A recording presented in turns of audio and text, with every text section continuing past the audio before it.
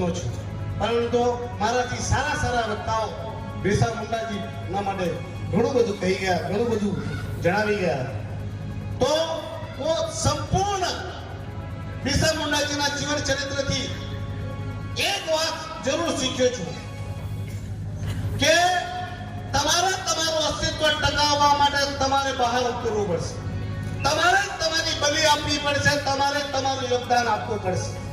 અને જો વ્યક્તિ સંપૂર્ણ સાહસથી પોતાનો સ્વાર્થ છોડીને આગળ આવીને લોકો માટે બલિદાન અને ત્યાગ આપવા તૈયાર થઈ જાય, એક મનુષ્ય, સામાન્ય મનુષ્ય પણ ભગવાન બની જાય, એ આપણે જોયું છે બિરસા મુંડાજીનું જીવન ચરિત્ર. હું એમને ભગવાન માનવા તૈયાર છું. ભગવાન બનવું સહેલું નથી. એમના આદર્શો ને એમના વિચારોને એટલી એવી ક્રાંતિ લાવી કે સામાન્ય વ્યક્તિને આજે આપણે ભગવાન તરીકે પૂજી રહ્યા છીએ. આજે તમને કહેતા મને ખુશી થાય, અમારા પ્રદેશમાં સાહેબ 2 જ મૂર્તિઓ લાગી, 2 જ ભગવાન બિરસા મુંડાજીની મૂર્તિ સ્થાપિત થઈ. એક અહીંયા અને બીજી અમે લગાવી દમણમાં. અને બંને મૂર્તિઓને સ્થાપિત કરવા માટે હું ત્યાં હાજર હતો અને એમના માટે મારું પણ સમર્પણ રહ્યું. એ મારા માટે પરમ સૌભાગ્યની વાત છે.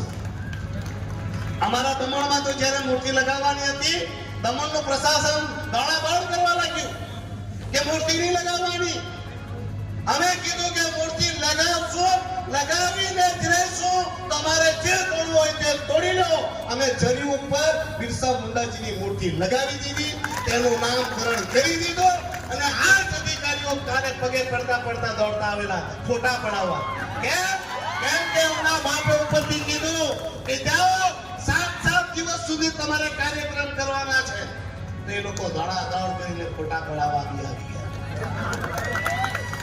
અરે તમે નક્કી નહીં કરતા, તમે પ્રશાસનમાં બેસેલા અધિકારી નક્કી કરશો કે અમારા પ્રદેશમાં, અમારા ગામમાં કોની મૂર્તિ લગાવવાની અને કોની પૂજા કરવાની. અમે તમને પૂછીને લગાવશું. શું તમને પૂછીને અમે પૂજા કરશું? તો ભૂલી જાજો ભાઈ, અમે તમને પૂછીને કોઈ મૂર્તિ લગાવવાના નથી ને તમને પૂછીને કોઈ પૂજા કરવાના નથી. આ અમારો પ્રદેશ છે ને અમારા ભગવાનની મૂર્તિ લગાવી, અમારા નેતાઓની મૂર્તિ લગાવી અમે ત્યાં કરશું, તમે નહીં. હું એક ચોક્કસપણે કહું કે પરિસ્થિતિઓ બદલાઈ હશે, સમય બદલાયો હશે, પણ આજે પણ આપણા લોકો સાથે અત્યાચાર અને અન્યાય તો થઈ રહ્યો છે. આપણા ઉપર જુલમ તો થઈ જ રહ્યો છે. પહેલા ગોરા કરતા હતા ને હવે ભૂલા કરી રહ્યા છે. એટલે કહીએ કે બિરસાજી લડ્યા હતા, ગોરો से हम लड़ रहे हैं, प्रशासन में बैठे चोरों से. अरे અત્યાચાર પણ કેવા કેવા. તેમાં નો જન્મોત્સવ ઉજવવા માટે અમે દાદરાનગર હવેલી આવ્યા છે, ત્યારે આદિવાસી એકતા પરિષદ અને પ્રભુભાઈ ટોકિયાની નેતાગીરીને ધ્યાનમાં રાખીને આજનો કાર્યક્રમ થયો છે. ત્યારે અહીં પરપ્રાંતિયો આવીને અહીં નોકરી મેળવી રહ્યા છે, કંપનીઓમાં જઈ રહ્યા છે, ત્યારે અહીંના આદિવાસી સમાજ પર એક અત્યાચાર થઈ રહ્યો છે અને રોકવા માટે અને આદિવાસી સમાજને બોર્ડરલેસ થવા માટે અને એક સૂત્રતામાં બંધાવવા માટે અમે ચેતરભાઈની સાથે, સાંસદ શ્રી ઉમેશભાઈની સાથે અને આદિવાસી એકતા પરિષદના આગેવાનો સાથે અમે બેઠા છે.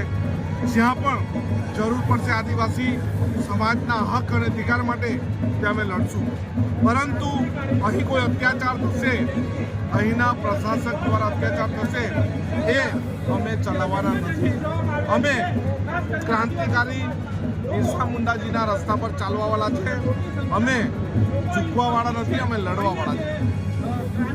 एक्चुअल में आप सबको पता है कि ये जो सप्ताह वो भगवान बिरसा मुंडा जी के जन्मोत्सव के उपलक्ष्य में मनाया जा रहा है. तो आज यहाँ पर भी दादरानगर हवेली में बिरसा मुंडा जी के जन्मोत्सव का कार्यक्रम था, जिसमें हम सब जानते हैं कि ये जो जाने माने चेहरे हैं अनंत भाई और साथ में चेतन वसावा जी, और मुझे भी मौका मिला इनके साथ, तो ये सभी क्रांतिकारी रहे हैं. कोई पक्षी का बात नहीं है.